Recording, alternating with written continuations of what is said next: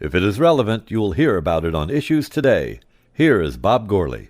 With all of the things going on with the coronavirus, one thing that is not looked at that much is how divorced parents are looking at the situation with their children, with visitation rights, all of those kind of things.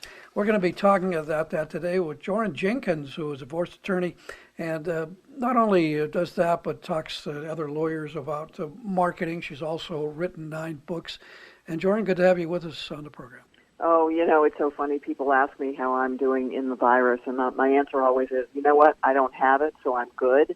And, oh my gosh, aren't we learning so many wonderful new things because of the virus, because of the fact that we're stuck at home? Some of us don't have work to do, which is unfortunate, but we're learning, we're studying, we're self-improving, we're doing things with our kids that we never did before because they're home stuck with us.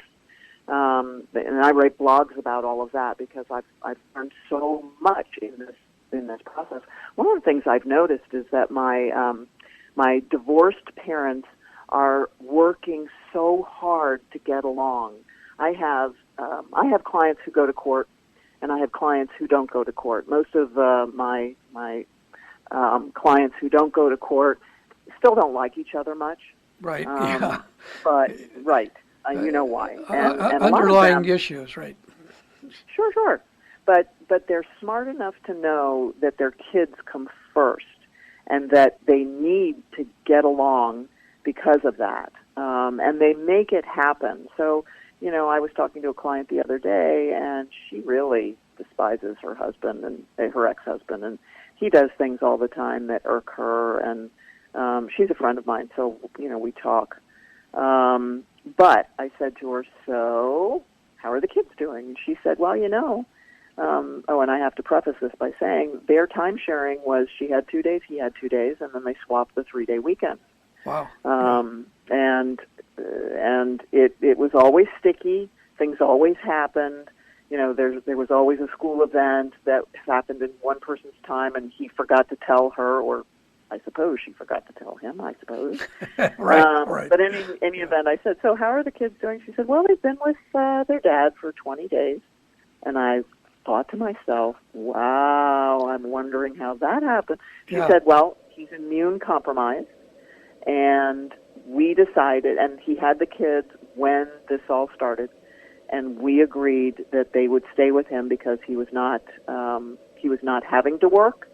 And so he was staying at home, and he would take good care of them. And so I agreed to that. Then he got called into work. She said he just found out he's going into work tomorrow. He's dropping the kids to my house, and I have them for the next 20 days. Since he has to go into work anyway, she said, he called her, and he said, okay, it's your turn. I know I've had him for a long time.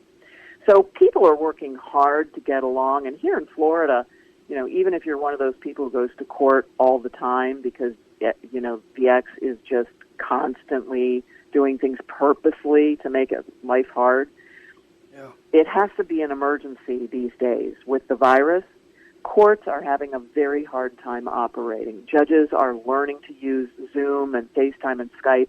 I mean, I have to share this because it's just so shocking to me. Judges had a hard time doing conference calls. And I'm not sure that it was the actual judges themselves. I don't want to cast aspersions. Mm-hmm. I think it might be the system, the infrastructure, the telephone systems that they might be stuck with. Right. But we were lucky if someone could call in, one person could call in to attend a hearing by phone. And so when I found out last week that one of my hearings was going to be by Zoom, I went into shock. I was so amazed that this particular judge has managed. So we get on the phone, we're doing the conference call, we get on Zoom, and there she is. She's in her courtroom. And I suppose some judges are allowed access to their courtroom, but I said to her, what are you doing in court? She said, I'm not. I'm sitting at my kitchen table. So she's even figured out how to do her virtual background. Virtual, yes, so, that's right. So with Zoom is easy to do. Yeah. She said, I brought my robe home with me, and so you can't tell. And I have a photo of my courtroom that I took and I put up. So I actually look like I'm in my personal courtroom, and that's how I'm doing things. Now, I will tell you, some judges aren't even allowed to go into their courthouses. So they're figuring it out. Well, now, but the problem is that they all are only having emergency hearings. An emergency is if someone's life is threatened. So you're having problems getting time sharing with your spouse, your ex-spouse. That's on you guys. You pretty much better work it out. Because it's not going to be considered an emergency, I guess, at this point. That's what you're saying. Yeah. Now, these are they going to be, it looks like we may have some permanent changes in with this kind of thing. I think that's your thinking, right? I am absolutely convinced. We are learning so much about what we are capable of doing. So one thing that's happened is we've all seen it. There are new service lines developing. Restaurants that would never have done curbside service are doing curbside because that's the only avenue they have to sell their products. But what's fascinating is that because the judges are learning to do Zoom, I don't think they're ever going to go back to doing those simple 5-minute hearings that they used to do any other way. I used to have to bill my client for 90 minutes of time, 60 or 90 or maybe even 2 hours, just to go down and do a final hearing because the client had to show his driver's license to the judge. It had to be in person, right? Yeah. Yes. But the Zoom hearing we did last week, the client held the driver's license up to the camera until the judge said, okay, I got it. And, the judge took testimony over, and the rules have already changed. In Florida, the Supreme Court has said that you can take testimony over Zoom.